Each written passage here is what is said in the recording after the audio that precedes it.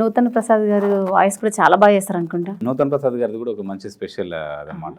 నూతన్ ప్రసాద్ గారు అప్పట్లో నేరాలు ఘోరాలు చెప్పేవాళ్ళు. అది ఎలా ఉంటుండే ఆ నేరాలు ఘోరాలు చెప్పేది మీకు వినిపిస్తాను. సపోజ్ ఈరోజు ఇది అనుకుందాం.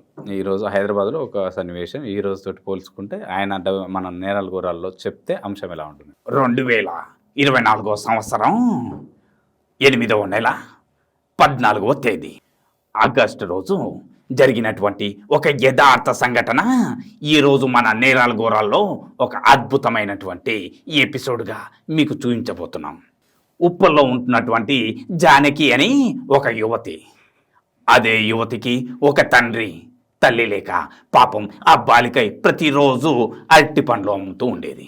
ఒకరోజు ఒక బాలుడు వచ్చి ఒక యువకుడు ప్రతిరోజు ఫాలో అవుతూ అరటి పండ్లు కొనడానికి వచ్చేవాడు. అది గమనించిన తండ్రి నా కూతురుతో ఏదో సత్సంబంధాలు కలుపుకుతున్నాడని ఒక ఉద్దేశంతో రగిలిపోయాడు. రగిలిపోయి ఏం చేయాలో తెలియక 1-2 సార్లు ఆయనకి చెప్పాడు, బుద్ధిగా ఉండు, బుద్ధిగా నడుచుకో అని. కానీ ఏమాత్రం లాభం లేక అతను లేదండి, నేను ఖచ్చితంగా ఓన్లీ ఈ పండ్లు మాత్రమే కొనడానికి వస్తున్నాను, నాకు ఏ ఉద్దేశం లేదని చెప్పాడు. అలా చెప్పిన మరుసటి రోజు అతను ఆ అబ్బాయి అక్కడే కనిపించాడు.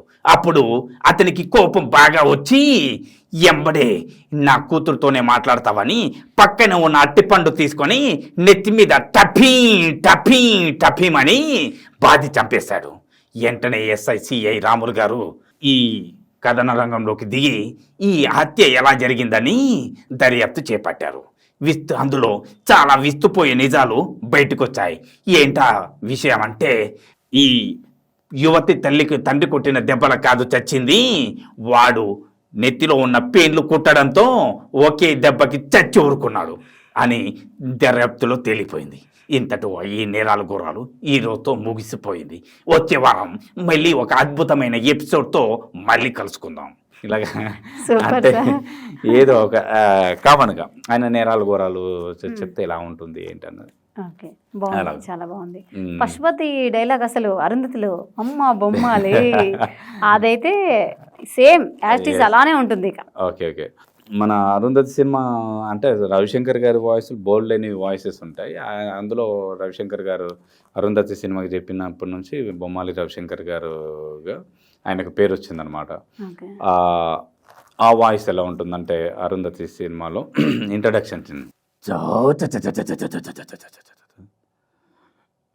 పిందె పండయి పర్వానికొచ్చింది, నా ఆకలి తీర్చి వయసు నీకొచ్చింది, కొంచెం కొంచెం నలుపుతూ నిసారు మొత్తం పీల్చేయాలి, రప్పిస్తా, నిన్ను గదవాలికి రప్పిస్తా. ఓసే అరుంధతి, నీకు పెళ్ళ, నన్ను చంపి సమాధిలో కుళ్ళబెట్టిన నిన్ను వదలా, వస్తా వస్తా తప్పక వస్తా, కసితో పగని తీర్చుకుపోతా. ఇట్లాగా అన్నమాట ఆయన వాయిస్ ఇంట్రడక్షన్స్ ఇలా అలా ఉంటుంది. ఇంకొకటి ఉంటుంది అదే సినిమాలో, అబ్బా అరుంధతి కలుస్తున్నమ్మా, దామిస్ రామ్మ, నేనమ్మ మీ బావుని పశుపతిని, రామ్మ రా రా రావే.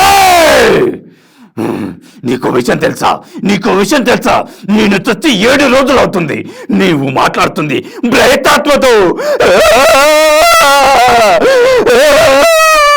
ఇట్లాగా ఉంటుంది అనమాట. అట్లాగా ఇంకా ముందుకెళ్తే ఇంకా చాలా డెప్త్గా ఉంటుంది అనమాట. అట్లాగా చాలా వేరియేషన్స్ ఉంటాయి. అదే మళ్ళీ వేరే సినిమాలో తీసుకుంటే చాలా వేరియేషన్స్ ఉంటాయి. ఆయన సినిమా మన మద్దాలి శివారెడ్డి, ఏది మన రేసుగురం సినిమాలో, ఈ మద్దాలి శివారెడ్డి అనేవాడు ఫలానా వాడు, వాడింకా చావలేదు, హాస్పిటల్లోనే ఉన్నాడు, లేస్తే వస్తాడు, వస్తే వేసేస్తాడు అని తెలీదురా. నీ గురించి నేను హాస్పిటల్లో ఉన్నప్పుడు ఏం ఆలోచించాను తెలుసా అని ఇదొక వేరియేషన్. తర్వాత వచ్చేసి డమరుకం మూవీలో మజ్జారే మాహీ మజ్జా, మా తాత ముత్తాతలు బకాసుర, భస్మాసుర, రావణాసుర, నిశాసుర, మహిషాసురులందరినీ వంచారు, వంచి వధించారు. రాక్షస జాతులను మిగిలిన ఒకే ఒక్కడు అసురుడు, అంధకాసురుడు.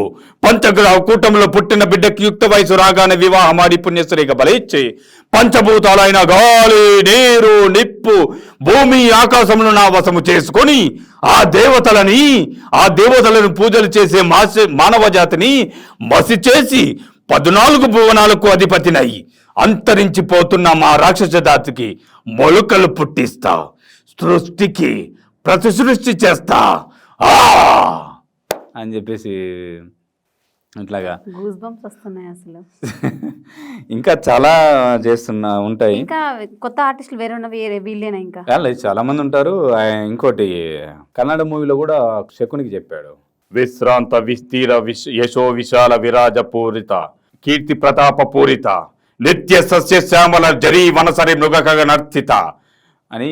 ఇది ఒక వేరియేషన్. ఇంకా చాలా పెద్ద డైలాగ్ ఇది. అట్లా అదొకటి.